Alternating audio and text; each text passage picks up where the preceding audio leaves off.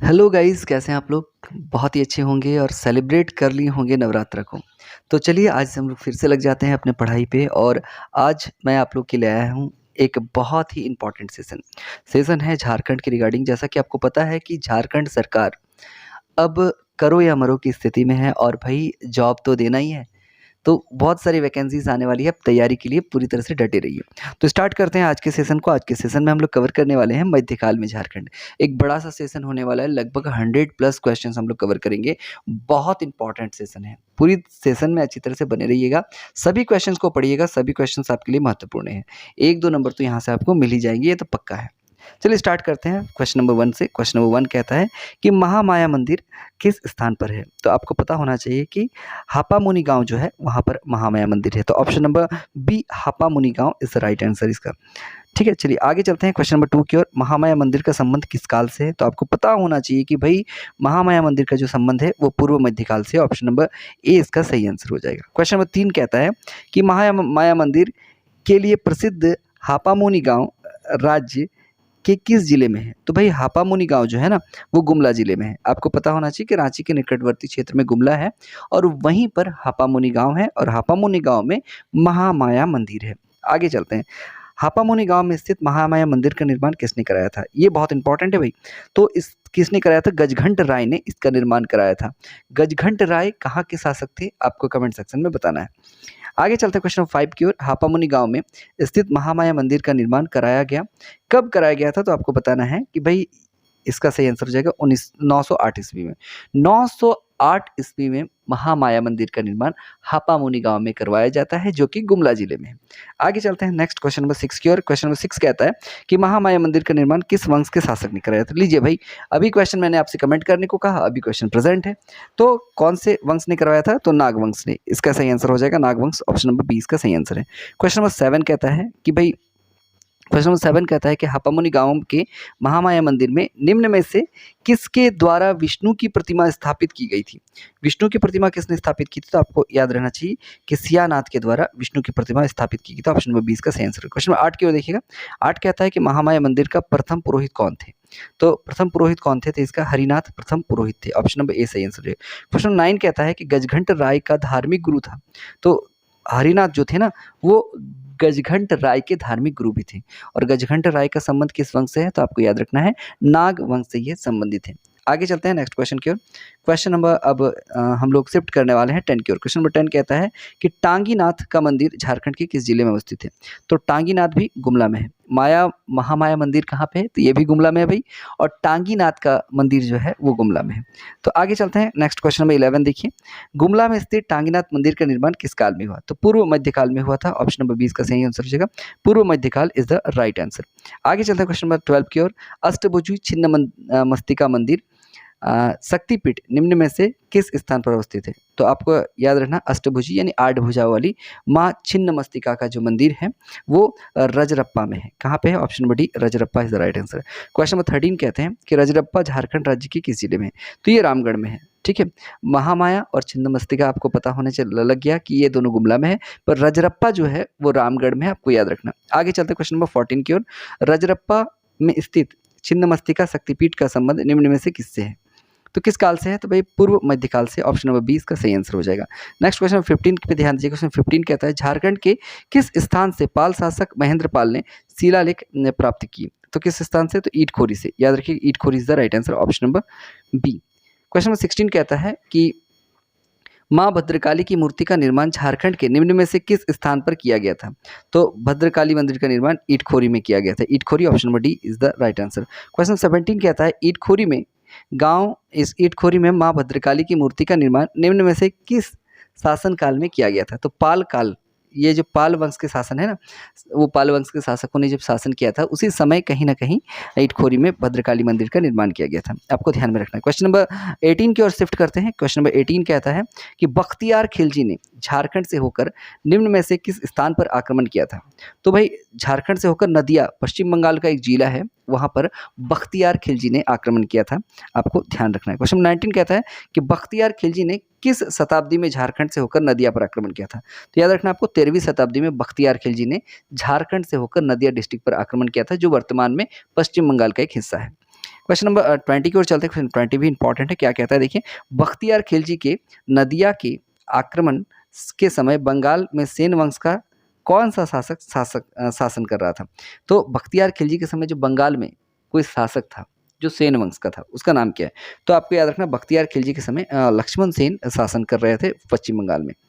Question number 21 कहता है कि गुमला गांव के संदर्भ में निम्न में से कौन सा कथन सत्य है? इसे थोड़ा सा ध्यान दीजिएगा। ऑप्शन 1 कहता है कि गुमला वंश के समय गुलाम वंश के बारे में पूछा गया। तो गुलाम वंश के समय झारखंड की सीमा में मुस्लिम सेनाओं की छावनी स्थापित की गई थी। इल्तुतमिश तथा बलबन के शासनकाल में इसके प्रभाव से झारखंड मुक्त रहा। नेक्स्ट कहता है कि गुलाम वंश के शासक इल्तुतमिश तथा बलबन के समय झारखंड में नागवंशी राजा हरिकर्ण का शासन था। तो उपरोक्त सभी का कथन जो है गुलाम वंश के लिए सही है, यानी कि ए, बी, सी और डी। डी इसका सही आंसर हो जाएगा। चलिए नेक्स्ट क्वेश्चन नंबर 22 की ओर चलते हैं। इल्तुतमिश तथा बलबन के समय झारखंड इसके प्रभाव से मुक्त था क्योंकि यहाँ नागवंश के एक शक्तिशाली राजा का शासन था। वो राजा कौन था? तो हरिकर्ण का शासन था भाई। इल्तुतमिश और बलबन की औकात नहीं थी कि वो हरिकर्ण के क्षेत्र में प्रवेश कर जाता। हरिकर्ण के कारण ही इल्तुतमिश और बलबन के आतंकी शासन से जो झारखंड का क्षेत्र था वो मुक्त रहा। आगे चलते क्वेश्चन नंबर 23 कहता है कि अलाउद्दीन खिलजी ने अपने किस सेनापति को नागवंशी राज्य पर विजय प्राप्त करने हेतु भेजा था? तो अलाउद्दीन खिलजी ने किसको भेजा था भाई? छज्जू मलिक को भेजा था। नागवंशी क्षेत्र में विजय प्राप्त करने के लिए अलाउद्दीन खिलजी ने किसको भेजा था? तो छज्जू मलिक को भेजा था, आपको याद रखना है।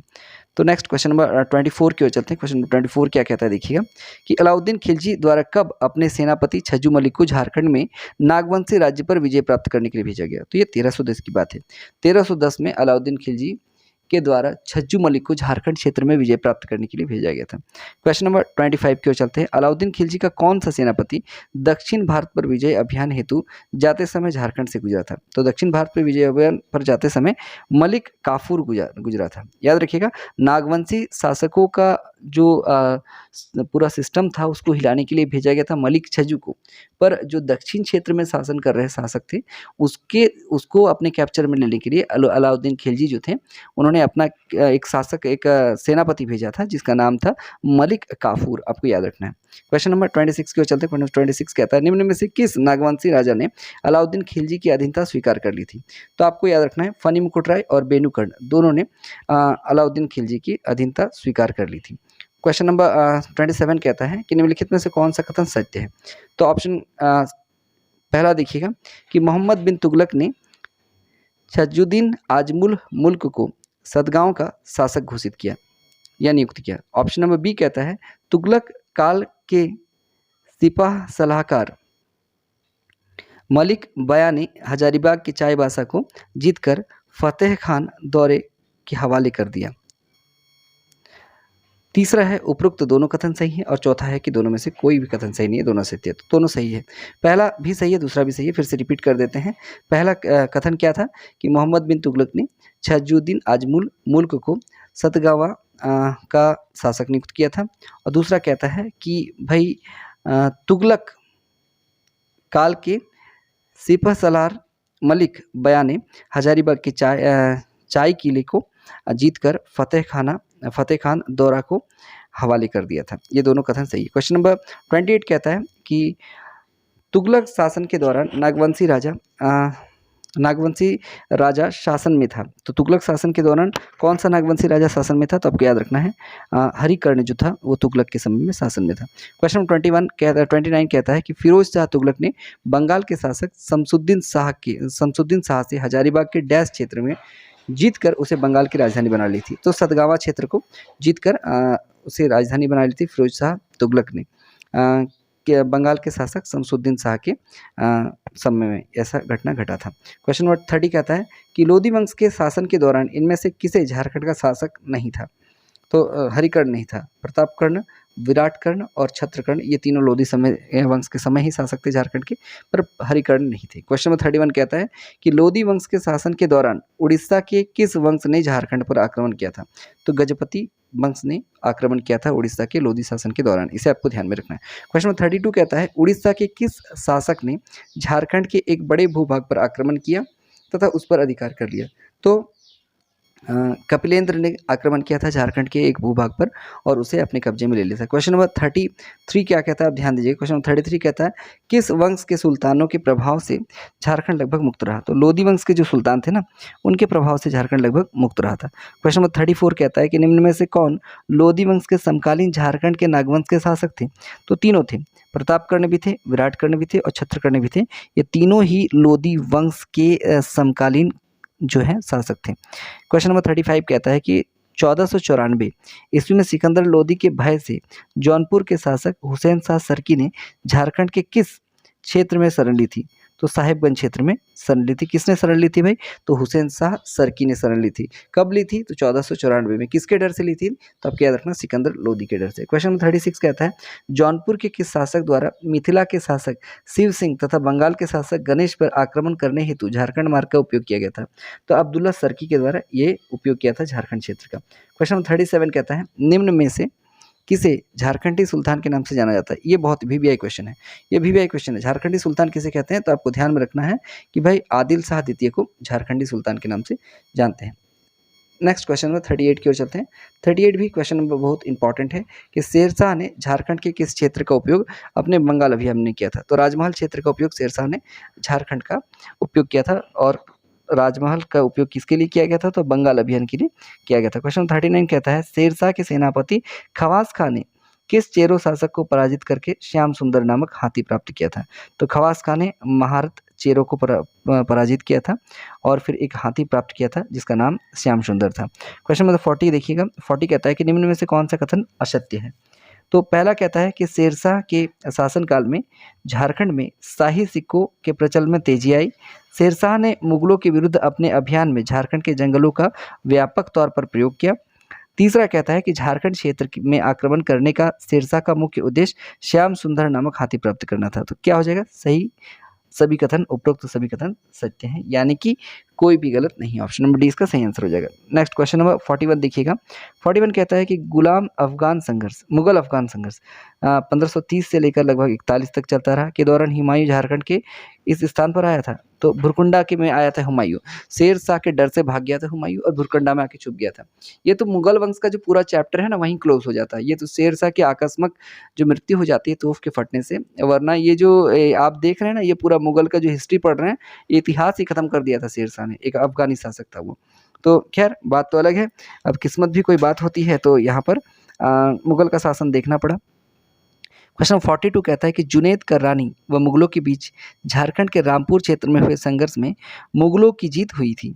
यह रामपुर क्षेत्र वर्तमान में कहाँ है? तो रामपुर क्षेत्र जो है ना, वो वर्तमान में रामगढ़ में। क्वेश्चन नंबर 43 कहता है कि अकबर नागवंशों की राजधानी खुखरा को अपने अधिकार क्षेत्र में लेना चाहता था, जिसका कारण क्या था? तो अकबर क्यों उसे अपने अधिकार क्षेत्र में लेना चाहता था?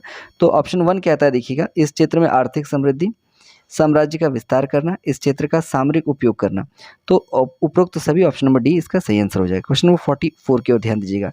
44 कहता है कि अकबर ने निम्न में से किसे झारखंड पर विजय प्राप्त करने हेतु भेजा था? तो आपको याद रखना चाहिए कि शाहबाज खां को अकबर ने भेजा था झारखंड में विजय प्राप्त करने के लिए। क्वेश्चन 45 कहता है कि अकबर ने 1585 में शाहबाज खां के नेतृत्व में किस नागवंशी शासक के विरुद्ध विजय प्राप्त करने हेतु अपनी सेना भेजी थी? तो मधुकरण शाह के विरुद्ध। ऑप्शन नंबर डी इसका सही आंसर हो जाएगा। क्वेश्चन 46 कहता है निम्न में से किस मुगल शासक ने झारखंड को सर्वप्रथम अपना करदाता प्रदेश बनाया था? तो अकबर ने सबसे पहले झारखंड को अपना करदाता प्रदेश बनाया था। क्वेश्चन 47 कहता है कि 1589 ईस्वी में अकबर ने निम्न में से किसे बिहार झारखंड का सूबेदार नियुक्त किया था? तो मानसिंह को बिहार झारखंड का सूबेदार नियुक्त किया गया था। मानसिंह आप याद रखिएगा। क्वेश्चन 48 कहता है कि 1590 में अकबर के सूबेदार मानसिंह ने निम्न में से पलामू के किस चेरो राजा को मुगलों की अधीनता स्वीकार करने हेतु विवश कर दिया था? तो भागवत राय को मुगलों की अधीनता स्वीकार करने हेतु विवश कर दिया था। 49 कहता है 1592 ईस्वी में अकबर के प्रतिनिधि मानसिंह ने झारखंड के किस स्थान को बिहार एवं बंगाल की राजधानी बनाई थी? तो राजमहल को मानसिंह ने बिहार और बंगाल की राजधानी बनाई थी, इसे आपको ध्यान में रखना है। क्वेश्चन 15 कहता है, क्वेश्चन 50 में है कि 1592 ईस्वी में उड़ीसा के अभियान के लिए जाते समय मानसिंह निम्न में से झारखंड के किस स्थान से गुजरा था? तो मानसिंह सिंहभूम से गुजरा था 1592 में, जब वो उड़ीसा अभियान की ओर जा रहा था। क्वेश्चन 51 कहता है कि 1592 ईस्वी में उड़ीसा अभियान हेतु जाते समय मानसिंह ने सिंहभूम के किस राजा को मुगलों की अधीनता स्वीकार करने हेतु विवश कर दिया था? तो रंजीत सिंह को मुगलों की अधीनता स्वीकार करने के लिए विवश कर दिया था। क्वेश्चन नंबर 52 क्या कहता है, ध्यान दीजिए। क्वेश्चन नंबर 52 कहता है कि निम्न में से किसे मुगलकालीन सूबेदार ने परकोटा व महल के नगरों का नामकरण अकबर नगर के रूप में किया था? तो परकोटा के महलों का नामकरण जो अकबर के नाम के रूप में आ गया, अकबर नगर के रूप में किया था, वो किसने किया था? तो मानसिंह ने किया था। ऑप्शन नंबर ए इसका सही आंसर है। क्वेश्चन 53 देखिएगा, 1590-91 ईस्वी के आसपास मिदनापुर अभियान पर जाते समय निम्न में से किस मुगल सूबेदार ने मानभूम क्षेत्र के पारा व तेलकुप्पी में मंदिरों का जीर्णोद्धार किया था? तो सही आंसर क्या हो जाएगा? मानसिंह ने किया था। ऑप्शन नंबर सी इसका सही आंसर है। क्वेश्चन नंबर 54 देखिएगा, 54 कहता है आईन अकबरी के अनुसार हजारीबाग 6 व चंपा क्षेत्र की मालगुजारी थी कितनी? तो 15,500 रुपये। तो 6 और चंपा क्षेत्र की मालगुजारी 15,500 आपको याद रखना है। क्वेश्चन 55 कहता है कोकरा या कोकरह के नागवंशी शासक को मुगलकालीन ग्रंथों में जमींदार ए खां आलम से संबोधित किया गया है। इस शब्द का क्या अर्थ है? तो हीरे के खान का मालिक। ऑप्शन नंबर डी इसका सही आंसर है। क्वेश्चन 56 कहता है कि निम्न में से किस ग्रंथों को झारखंड के स्थानीय लोगों के द्वारा शंख नदी में से हीरे प्राप्त करने के तरीकों का वर्णन किया गया है? तो तुजू के जहांगीरी में शंख नदी से हीरे प्राप्त करने के बारे में बताया गया, पूरा प्रोसेस बताया गया। तो क्वेश्चन नंबर 57 कहता है कि प्रसिद्ध पुस्तक तुजू के जहांगीरी के अनुसार मुगल शासक जहांगीर ने किस वर्ष इब्राहिम खां को खोखरा विजय हेतु भेजा था? तो इब्राहिम खां को 1592 में खोखरा विजय हेतु भेजा गया था। क्वेश्चन नंबर 58 कहता है झारखंड के कौन से चेरो राजा जहांगीर के समय समकालीन थे? तो अनंत राय जो थे चेरो राजा, वो जहांगीर के समकालीन थे, ये आपको ध्यान में रखना है। क्वेश्चन नंबर 59 कहता है मुगल शासक जहांगीर के समय झारखंड में निम्न में से कौन झारखंड का राज्यपाल था? तो झारखंड का राज्यपाल कौन था? तो इब्राहिम खां था, आपको याद रखना। ऑप्शन नंबर डी सही आंसर हो जाएगा। क्वेश्चन 60 कहता है कि झारखंड के नागवंशी शासक दुर्जन साल को जहांगीर के द्वारा कौन सी उपाधि दी गई थी? तो शाह की उपाधि दी गई थी। Option number D, option number C सही आंसर है। क्वेश्चन नंबर 61 कहता है कि नागवंशी राजा दुर्जन साल को कितने वर्षों तक ग्वालियर के किले में कैद रखा गया था? तो दुर्जन साल को जो है ना, वो लगभग 12 वर्षों तक ग्वालियर के किले में कैद रखा गया था। निम्न में से कौन सा नागवंशी राजा हीरो का पारखी था? तो दुर्जन साल जो था वो हीरो का पारखी था। क्वेश्चन नंबर 63 क्या कहता है कि जहांगीर ने 1612 ईस्वी में निम्न में से किसे बिहार का सूबेदार नियुक्त किया तथा उसे कोकरह क्षेत्र पर अधिकार करने का आदेश दिया था? तो जफर खान ने को आदेश दिया गया था और उसने बिहार क्षेत्र पर कब्जा कर लिया था। क्वेश्चन नंबर 64 कहता है कि जहांगीर के शासनकाल में नियुक्त किस सूबेदार को फातगंज की उपाधि प्रदान की गई थी? फातगंज इब्राहिम खां को दिया गया था। ऑप्शन नंबर ए इसका सही आंसर है। नेक्स्ट क्वेश्चन नंबर 65 कहता है एक घटनाक्रम के दौरान हीरे की सही पहचान करने के कारण दुर्जन साल को जहांगीर द्वारा निम्न में से कौन सी उपाधि दी गई थी? तो शाह की उपाधि दी गई थी। Option number B. Question number 66 कहता है कि 1627 ईस्वी में जहांगीर द्वारा कैद से मुक्त करने के बाद दुर्जन साल ने कितने रुपए वार्षिक कर देना स्वीकार किया था? तो 6,000 रुपये। ऑप्शन नंबर ए इसका सही आंसर है। क्वेश्चन नंबर 67 कहता है कि जहांगीर के शासनकाल में बिहार के सूबेदार अफजल खां द्वारा पलामू चेरो राजाओं पर आक्रमण के समय चेरवंशी शासक थे। तो चेरवंशी शासक कौन थे उस समय? तो अनंत राय थे। ऑप्शन नंबर 20 का सही आंसर। क्वेश्चन 68 ध्यान दीजिएगा कि जहांगीर के शासनकाल में पलामू के किस चेरो शासक द्वारा मुगलों के काफिले को लूटने के कारण उसे बंदी बनाकर दिल्ली लाने का आदेश दिया गया?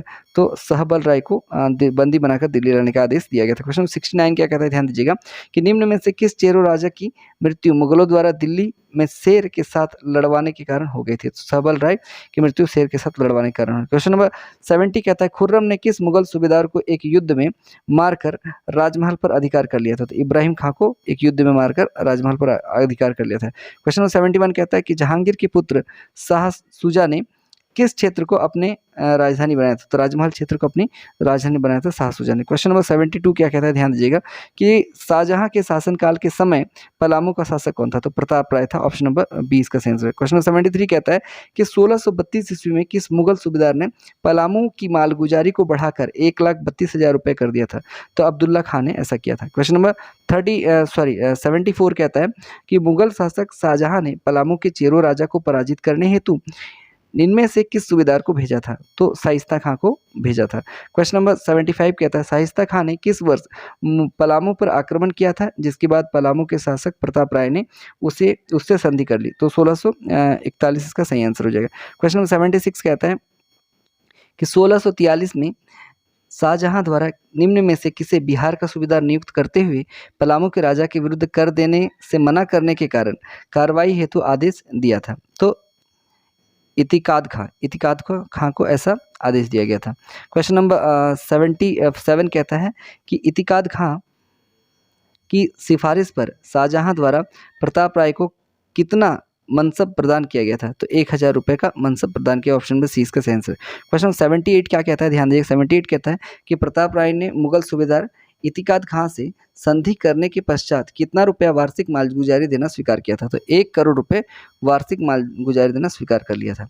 क्वेश्चन नंबर 79 कहता है प्रताप राय को संधि हेतु विवश करने वाले जबरदस्त खां को कितने मनसब की मनसबदारी प्रदान की गई थी? तो 2000 रुपये की मनसबदारी से प्रदान की गई थी। क्वेश्चन नंबर 80 कहता है कि निम्न में से किस स्थान पर मुगलों का एक टकसाल भी था? तो राजमहल में मुगलों का एक टकसाल था। ऑप्शन नंबर सी इसका सही आंसर हो जाएगा। क्वेश्चन नंबर 81 कहता है कि निम्न में से कौन सा नागवंशी राजा औरंगजेब के समकालीन था? तो दोनों ही, रघुनाथ शाह और राम शाह दोनों ही औरंगजेब के समकालीन थे। ऑप्शन नंबर सी सही आंसर है। क्वेश्चन नंबर 82 क्या कहता है, देखिएगा कि फ्रांसीसी यात्री ट्रेवेनियर के अनुसार रघुनाथ शाह के राज्य पर कितनी बार मुगलों ने आक्रमण किया था? तो एक बार ट्रेवेनियर के अनुसार मुगलों ने आक्रमण किया था रघुनाथ शाह के राज्य पर। क्वेश्चन नंबर 83 कहता है, ध्यान दीजिएगा, इंपॉर्टेंट क्वेश्चन है, किसी मुगल शासक के शासनकाल में चिरवंशी राजा मेदिनी राय ने नागवंशी राजा रघुनाथ शाह की राजधानी दोईसा पर आक्रमण करके पत्थर का एक विशाल फाटक प्राप्त किया, जिसे नागपुर दरवाजा भी कहा जाता है। तो किस मुगल शासक के?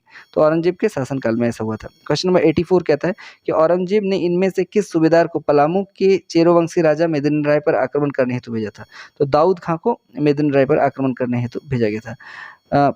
85 नंबर क्वेश्चन कहता है कि कुंडा का वह कौन शासक था जिसने औरंगजेब के सूबेदार दाऊद खां से पराजित होने के बाद इस्लाम स्वीकार कर लिया था? तो चूना राय ने इस्लाम स्वीकार कर लिया था औरंगजेब के जो सूबेदार थे दाऊद खां से पराजित होने के बाद। क्वेश्चन नंबर 86 कहता है, इनमें से किसने मेदिनी राय के कहने पर कुंडा के शासक चूना राय की हत्या कर दी थी? तो सुरवर राय ने चूना राय की हत्या कर दी थी मेदिनी राय के कहने पर। क्वेश्चन नंबर 87 क्या कहता है, ध्यान दीजिए। क्वेश्चन नंबर 87 कहता है कि इनमें से किस नदी के तट पर मेदिनी राय तथा औरंगजेब की सेना के बीच युद्ध हुआ जिसमें मेदिनी राय की सेना पराजित हो गई थी? तो औरंगा नदी के तट पर युद्ध हुआ था मेदिनी राय की सेना और औरंगजेब के बीच। ऑप्शन नंबर सी औरंगा नदी इसका सही आंसर। क्वेश्चन नंबर 88 कहता है कि मुगलों के युद्ध में पराजित होने के बाद मेदिनी राय ने निम्न में से किस स्थान पर शरण ली थी? तो सरगुजा पर शरण लिया था मेदिनी राय ने जब मुगल से वो पराजित हो गए थे। क्वेश्चन नंबर 89 कहता है कि पलामू पर अधिकार करने के बाद मुगल सूबेदार दाऊद खां ने इनमें से किसे पलामू का फौजदार नियुक्त किया था? तो मनकली खां को पलामू का फौजदार नियुक्त किया गया था। क्वेश्चन 19 कहता है दाऊद खां ने पलामू से प्राप्त सिंह द्वार को इनमें से किस स्थान पर स्थापित किया? तो सिंह द्वार को दाऊद नगर में स्थापित किया गया था दाऊद खां के द्वारा। नेक्स्ट क्वेश्चन नंबर 91 कहता है कि दाऊद खां के पलामू अभियान की सफलता से खुश होकर मुगल बादशाह औरंगजेब ने उसे कितने रुपए का इनाम दिया था? तो 50,000 रुपये का इनाम प्रदान किया था।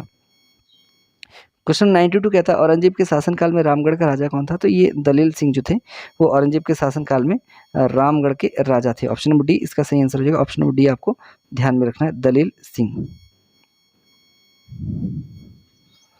चलिए चलते हैं क्वेश्चन नंबर 93 की ओर। 93 कहता है दलील सिंह ने अपनी राजधानी को बादाम से क्यों स्थानांतरित किया था?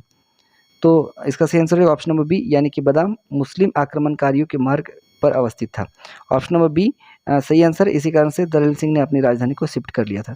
नेक्स्ट क्वेश्चन कहता है, क्वेश्चन नंबर 94 की ओर चलते हैं। रामगढ़ के शासक दलील सिंह ने बादाम से हटाकर अपनी राजधानी को किस स्थान पर स्थानांतरित किया था?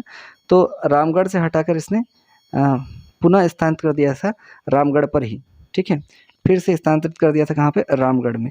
आप इसका सही आंसर रामगढ़ हो जाएगा। क्वेश्चन नंबर 95 कहता है कुंडा राज्य की स्थापना औरंगजेब के किस अधिकारी ने की? तो कुंडा राज्य की स्थापना राम सिंह के द्वारा किया गया था। 96 कहता है कि रामगढ़ राज्य के उत्तर पूर्वी भाग में कौन सा स्थान अवस्थित था जो औरंगजेब के आक्रमण से बचा था? तो खड़गडीहा जो था वो औरंगजेब के आक्रमण से बचा था। ऑप्शन सी हो जाएगा।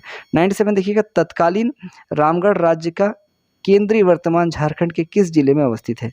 तो तब का रामगढ़ अभी वर्तमान में झारखंड के कहाँ पे है? तो चतरा में है। Option number D Chatra is the right answer इसका हो जाएगा। क्वेश्चन नंबर 98 के चलो 98 कहता है कि झारखंड जो है में मुस्लिम प्रवेश का मार्ग प्रशस्त करने का श्रेय किसे जाता है? तो शेरशाह को झारखंड में मुस्लिम के प्रवेश का मार्ग प्रशस्त करने का दायित्व दिया जाता है। क्वेश्चन 99 कहता है कि निम्न में कौन सा क्षेत्र मुस्लिम आक्रमण से पूर्णतः बचा रहा? तो धनबाद जो था वो मुस्लिम आक्रमण से बचा रहा है। क्वेश्चन नंबर 100 कहता है कि मुगल काल में झारखंड को किस नाम से जाना जाता था? तो खोखरा के नाम से जाना जाता है। Khokhra is the right answer, option number C. Question number 101 और ये आज का लास्ट क्वेश्चन है क्योंकि 100 प्लस क्वेश्चन था और पूरे 100 प्लस क्वेश्चन मैं आपको करवा रहा हूँ। तो क्वेश्चन नंबर 101 है कि किस चेरो राजा ने दोईसा पर आक्रमण कर उसे तहस-नहस कर दिया था? तो मेदिनी राय ने दोईसा पर आक्रमण कर उसे तहस-नहस कर दिया था।